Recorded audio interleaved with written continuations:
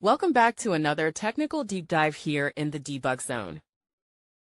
Today, we're tackling a big question and breaking it down with insights from other users. Hopefully, this clears up some misconceptions and helps you get the answer you need.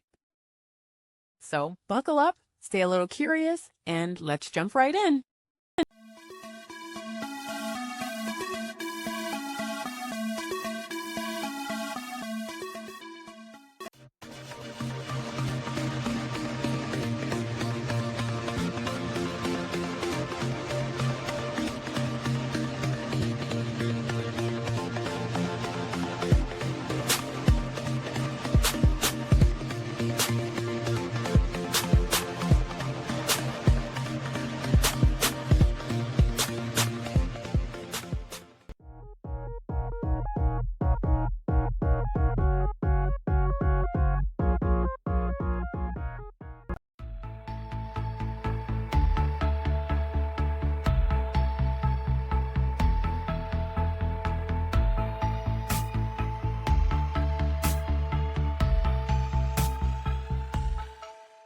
And that's a wrap.